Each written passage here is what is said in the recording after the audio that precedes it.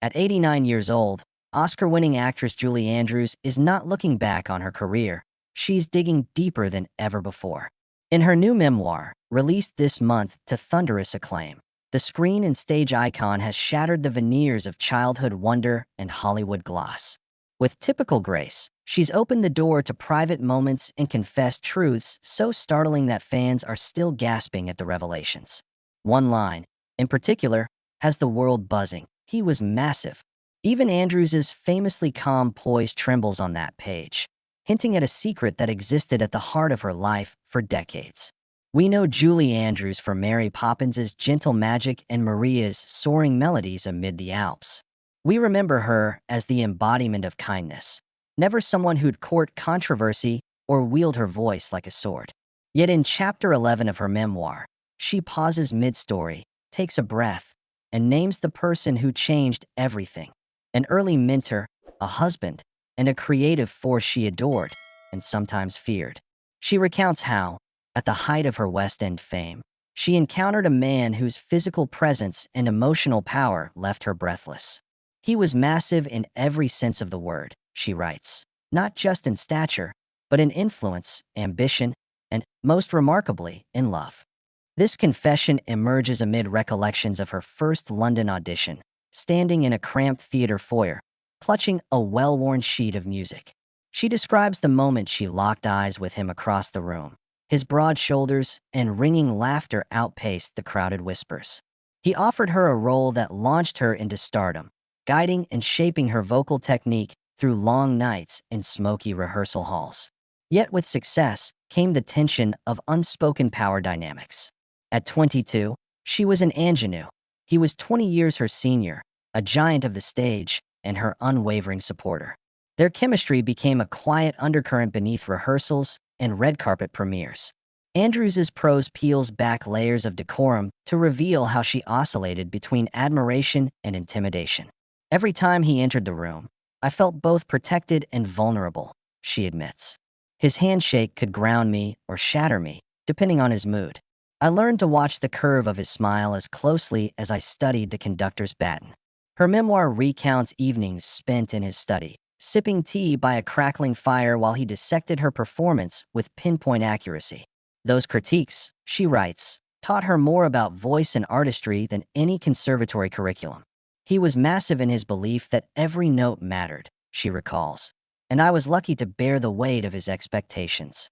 She balances admiration with wry humor, noting how her husband, yes, later he became her husband, once surprised her with a bedroom dance under chandeliers, his steps as precise as his direction. Imagine Gregory Peck trying to waltz, she jokes, but every footfall a lesson in poise. Her words shimmer with playful nostalgia, even as they acknowledge the hidden complexities of power and love interwoven across a lifetime. The man who propelled her career also demanded loyalty that sometimes felt suffocating. She writes of moments watching him with other actors, an ache in her chest she labeled the cost of greatness. Yet, Julie Andrews does not cast him as villain nor as saint. She offers a portrait of human ambition and vulnerability. She admits that on stormy nights, she questioned if she'd sacrificed parts of herself beneath the weight of his vision. But she also credits him for forging her into the resilient artist the world embraced. As she turns each page, you witness a woman who learned to ask tough questions and, at last, to stand as a partner equal in voice and spirit. He was massive, yes, she writes in that seismic sentence, but so was the love we shared. It took me years to gather the courage to speak that truth. The reaction has been electric. Bookstores report lines around the block. Across the country, critics and fans alike have been scrambling to dissect that forward bombshell. He was massive. Morning shows replay her reading, pundits dissect her tone, and social media debates rage over what massive truly implies. Was it purely physical presence, or did it also describe the sheer force of his creative vision? As the initial buzz settles into thoughtful commentary, people realize this revelation is only the tip of the iceberg. Andrews's memoir plunges into corners of her life few imagined, from her earliest memories backstage at the Old Vic to her decision to step away from Hollywood's glare at the height of her fame. In Chapter 12, she revisits a formative moment during a run of Camelot in New York. She writes of her childhood friend and vocal coach, a stern figure whose imposing height and booming voice could silence an entire rehearsal hall. He was massive, she repeats, this time with striking clarity, but not just because he towered over every student. He occupied every silence, every pause, every doubt. Andrews credits him with teaching her humility. She describes bowing her head before his critique, absorbing his lessons on breath control and diction. Those nights in drafty theaters, she recalls, shaped her approach to every song in The Sound of Music and every pirouette in Mary Poppins. Yet the memoir doesn't linger in nostalgia. Julie examines how that same forceful authority shaped her marriage to Blake Edwards, the acclaimed filmmaker who directed her in films like Victor/Victoria and SOB. She recalls the day she discovered Edwards had quietly rewritten a pivotal musical number. Her heart sank at his confidence. Her admiration wrestled with a sense of betrayal. He was massive in his belief that his vision was perfect, she writes, and I was left questioning if my voice belonged to me or to the roles he imagined for me. Only in hindsight does she see how that tension drove her to assert herself more fiercely, refining her craft and demanding equal partnership both on screen and off. Balancing motherhood with stardom emerges as another central theme. Andrews opens up about the guilt she carried, performing rehearsals late into the night while her son awaited her return at home. She confesses to nights of tears, whispering apologies into pillows once the applause had died. Yet she also honors the private joys, teaching her children family hymns in candlelit living rooms, practicing simple lullabies that echoed the same melodies she sang on grand stages. In these passages, massive takes on a gentler meaning. She writes of the massive love that carried her through every tour and every film shoot, the kind of love that demands sacrifice yet yields profound fulfillment. Her reflections extend into the challenges of aging as a performer. At 89, Julie Andrews confronts the fragility of her instrument, her once unmatched vocal range, now limited by time and the scar tissue of past surgeries. The memoir reveals her private frustrations, mornings spent humming scales that once soared effortlessly, only to find her top notes shaky. She describes her decision to work with a new vocal therapist, a petite woman whose gentle hands guide Andrews' fading muscles back toward their former elasticity. He was massive, she writes of an earlier mentor, but she is massive in her compassion. This pairing of past authority with present empathy carves a profound lesson in adaptability and self-compassion. As this chapter closes, Andrews looks to the future with uncharacteristic boldness. She outlines plans for one final stage tour, a stripped-down concert series celebrating her lifetime of songs, accompanied only by piano and string quartet. There will be no spectacle, she promises. Only voice, only story. It's a vow that feels both humble and heroic, a culmination of the lessons learned under massive influences and through the growth of her own agency. And though she admits fear still visits her backstage, she counters it with a simple truth. Every note she sings now reverberates not just from technique or mentorship, but from a lifetime of authenticity. As her quill moves across the page, Andrews delves into the heart of her personal life, motherhood, and the hidden costs of fame. The memoir's next revelation pivots on a confession that startled readers more than any mentor's influence. She writes of a pregnancy early in her marriage, a son she believed she'd lost to the demands of a relentless schedule rather than to fate. At the height of filming Mary Poppins, she describes a morning when she awoke to cramps so severe she feared the worst. Plagued by queasiness between scenes, she fainted in a dressing room in Versailles, makeup smeared as assistants rushed for help. Only later did she learn she'd suffered a miscarriage, a loss unspoken in interviews and hidden behind rehearsals and song and dance numbers. The chapters that follow pull back the curtain on postpartum depression she battled after her son's birth. Andrews recalls wandering through empty corridors in the dark, her Oscar gleaming on a side table like a cold reminder of triumph without fulfillment. I sang supercalifragilisticexpialidocious for millions, she writes, yet I couldn't lift my own heart. Her voice, once celebrated for its clarity, faltered as she faced long nights of tears, desperate for solace.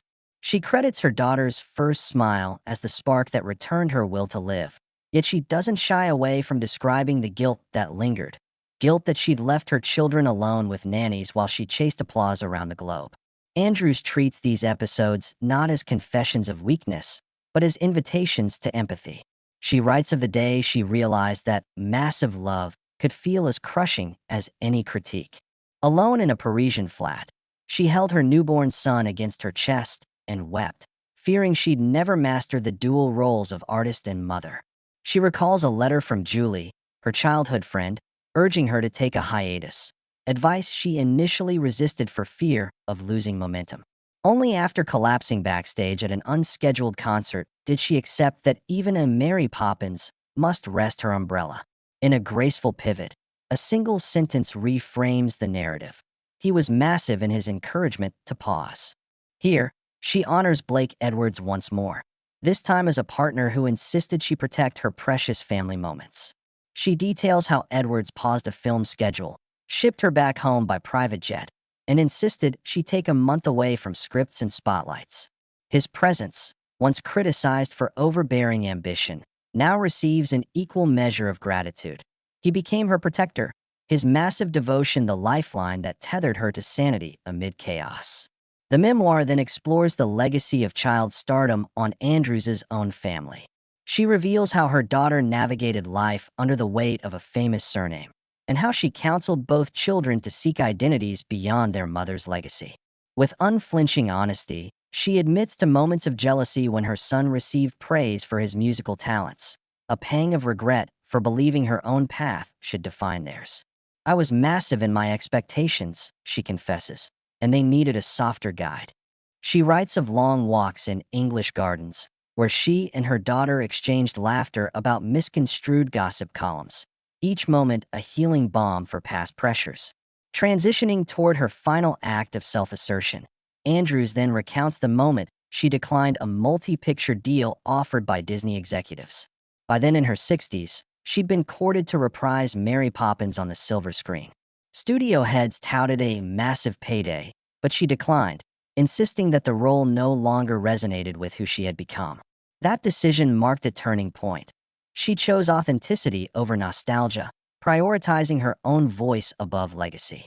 In her words, "Sometimes, the biggest risk is knowing when to leave the stage." This chapter closes with a reflection on the tension between private love and public expectation. She writes of audiences chanting "Julie" in concert halls around the world, then juxtaposes that roar with the quiet of her own living room, where laughter still rings when family gathers. Massive might describe external applause, she concludes, but true magnitude lives in whispered goodnights and the embrace of home. The revelation reframes the entire memoir.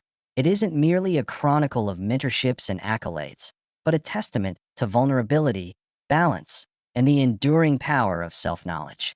In the years that followed her decision to decline the Disney offer, Julie Andrews found a renewed sense of purpose beyond the footlights and studio backlots. Instead of reprising a role that once defined her, she devoted herself to causes that stirred her heart. She became a tireless advocate for children's literacy, lending her voice to narrate audiobooks for visually impaired readers and personally visiting schools to read stories aloud. In her memoir, she writes of the moment she stepped into a low-income classroom in inner-city London and saw children's faces light up as she uttered the first words of a fairy tale. Massive kingdoms and tiny voices, she muses, colliding in perfect harmony. Those visits became a sacred ritual that reminded her of the power of storytelling to bridge age, culture, and circumstance. Her philanthropic work led to another chapter of unexpected revelations. Andrews confesses that she once wondered if she could have done more to shape the lives of her own children by writing and performing a bedtime story at home rather than emptying theater wings around the world. She describes a late autumn morning when her granddaughter asked if she would create a story just for me, and how those simple words unspooled a lifetime of regret for parts she'd traded for rehearsals. In response, Andrews crafted a handwritten children's book, complete with watercolor illustrations, titled The Secret Gardeners of Beverly Hills. She calls it the project that taught her a fresh lesson. Massive careers can inspire many, but small acts of love transform a single life. Amid these personal shifts, Andrews also grappled with the evolving landscape of film and theater. She reflects on watching young stars navigate social media with the same zeal she once brought to opening nights. In quiet retrospect, she acknowledges her initial skepticism. "I feared my moment had passed," she confesses. Yet a chance encounter at a film festival introduced her to a generation of actors who revered her work and sought her mentorship online. Virtual masterclasses followed, where Andrews offered advice on vocal technique and emotional authenticity. Her presence in those digital rooms, she writes, felt like planting seeds in a garden I would never fully walk through, yet trusting the blossoms to emerge. The memoir turns lyrical when she recounts returning to the stage one final time in a limited run of My Fair Lady. Producers approached her with caution, concerned her voice might falter. Julie accepted on one condition. The production would be staged in an intimate black box theater with no amplifiers or spotlights, ensuring her performance relied on raw connection instead of spectacle. She describes the hush that fell every night when she spoke her first line, the hush that felt more electrifying than any roar she'd known. Critics hailed it as a triumphant farewell, yet Andrews' focus remained on the single listener in the front row who wept openly at each line. Proof that the truest applause lives in human heartbeats, not box office receipts. Her reflections culminate in a meditation on legacy. With characteristic candor, she explores how fame can become both a gift and a prison. "I spent decades living in castles built of celluloid and applause," she writes, only to discover that real treasure lies in hallowed rooms where authenticity breathes free. She confesses to regret over times she hesitated to speak her mind, numbing her intuition to avoid controversy. But she also celebrates the moments she broke silence, when she urged directors to cast against type, when she refused roles that pigeonholed her into sweetness, and when she found the courage to confess pain instead of masking it with a smile. In the final chapter, Julie Andrews extends an invitation to readers to embrace their own massive influences and to outgrow them. She urges anyone who has been guided by giants, be they mentors, traditions, or personal standards, to acknowledge the debt owed and then to step forward with their own voice. "The stage of life is ever-changing," she concludes, "and those who fail to evolve risk becoming echoes of a past self." The closing lines find her gazing out a Normandy window where morning light streams across a well-worn piano. She places her fingers on the keys and writes, "He was massive, yes, but now so am I. Mariner of my own course, composer of my own song." With that, the memoir ends, a testament to strength, surrender, and the enduring capacity of a life bravely lived in the midst of this memoir's whirlwind acclaim. Andrews pauses to survey the unconventional terrain she's traversed. She reflects on the emotional vicissitudes of fame, acknowledging that there were moments when the applause felt colder than the hush of an empty theater. She recalls skipping down gilded corridors in Hollywood's golden age, radiant in sequined gowns, yet carrying an ache for genuine connection that no spotlight could soothe. Now she admits, with unguarded candor, that her greatest triumphs were often accompanied by private defeats, the sleepless nights before premieres, the invisible tears concealed by stage makeup, the whispered conversations with her own reflection as she tried to summon courage. This chapter charts her strategies for preserving sanity beneath the glare of fame. Andrews describes the ritual of retreating each evening to a simple cottage near her English estate, where phone service was intentionally muted and contractual obligations were replaced by the rustle of leaves. There, surrounded by her husband's paintings and the distant bleat of sheep, she rediscovered the rhythms of ordinary life. Morning walks with her terrier, letters from neighbors about fledgling robin nests, home-baked scones shared with a handful of local friends. Massive once described the crescendos of an orchestra backing her voice. She writes, "Now it describes the gentle symphony of small pleasures." Yet she never abandoned her artistry. The memoir reveals an underground project Andrews guarded for decades, a private collection of unpublished songs she composed in the quiet hours between film shoots. In her youth, she had written lullabies for her children and polished Broadway-style show tunes never meant for public hearing. At 89, she finally curated those melodies into a companion album, a treasury of bedtime songs. which she released alongside the memoir. Fans discovered a new dimension of her talent: tender, intimate pieces that lacked grand orchestration but resonated with profound sincerity. Listeners described feeling cradled by her voice, as if she were singing directly into their living room. Andrews recounts how the album revived her sense of creative momentum. She embarked on a brief tour of hospital wards, singing bedside for patients who could not leave their rooms. She describes kneeling at a child's bedside and offering a gentle lullaby, feeling in that moment more potent than any stage diva commanding thunderous applause. Those humbling encounters became an unspoken promise. She vowed to use her gifts not primarily for acclaim, but for solace and healing. "He was massive in teaching me to command a stage," she writes. "But these quiet nights taught me how to wield compassion."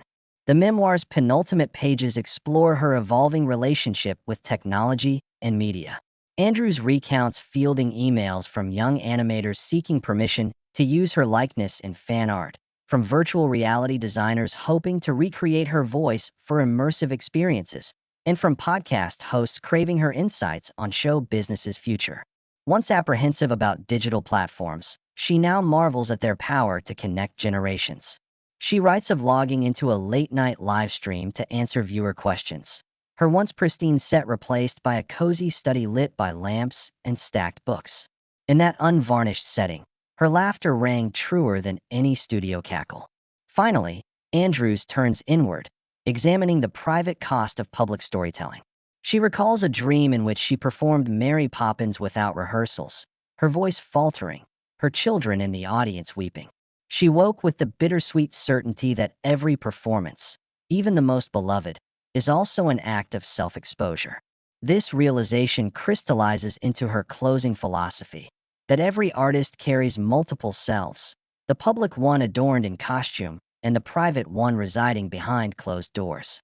And though the world may forever cherish Mary Poppins or Eliza Doolittle, it is the private selves, unscripted and vulnerable, that define true legacy. As the chapter concludes, Andrews addresses her readers directly. She urges them to acknowledge the massive forces that have shaped them, whether mentors or cultural tides, and then to claim their own agency. She encourages fledgling artists to seek guidance, but to remember that authenticity must ultimately trump imitation. By inviting readers into her own confessions of love and regret, of ambition restrained by compassion, she offers not just a portrait of a life in the limelight, but a living guide for navigating the interplay of power and humility. In the end, Julie Andrews' memoir becomes more than a chronicle of roles and revelations. It's an invitation to reframe our own stories. Since the book's debut, letters and emails have poured into her inbox, some from longtime fans moved by her candid confessions of loss and renewal, others from artists inspired by her journey to claim their agency. In press interviews, she speaks of gratitude for the empathy readers have shown, noting how a simple phrase like "he was massive" has resonated far beyond its original context. It has become a symbol for the influences that tower over us, and the courage required to stand shoulder to shoulder with them. Her publisher reports the memoir will be translated into a dozen languages, reaching audiences on 5 continents. Booksellers organize special events where Andrews appears via live video feed, sharing anecdotes about early rehearsals and answering audience questions. One evening, she glows with amusement as a fan asks whether she would ever consider a final film appearance. With a gentle smile, she replies, "Storytelling is in my heart, but I prefer passing the pen to younger voices now." The crowd erupts in applause, acknowledging that legacy often shines brightest when we choose to pass the torch. Reflecting on this response, Andrews notes in her final epilogue that legacy is not measured by box office tallies or ticket sales, but by glimmers of authenticity that catch fire in other lives. She describes a moment in a small-town bookshop when a mother approached and told her that the memoir helped her face unresolved grief after a mentor's passing. "He was massive in my life," the mother said, echoing Andrews' words. That phrase, Andrews realizes, has become a flicker of collective understanding, a reminder that every life contains figures who shape us. As autumn's twilight deepens, Andrews spends more time in her Normandy garden, surrounded by rose bushes she has tended for decades. Here, she revisits her journal entries, selecting passages to read aloud in the crisp air. Her voice, though softer than in her youth, carries a warmth that draws birds into the arbor overhead. In these solitary performances, she rediscovers the joy of speaking from the heart rather than a script, a realization she writes about in the memoir's final sentences. To live fully is to embrace both the massive and the minute, she concludes. May we all learn to wield our influence kindly and to attend with gratitude to the small kindnesses that shape our days. Looking ahead, Andrews plans to collaborate with filmmakers to adapt her memoir into a limited series. She envisions seasons following each chapter of her life.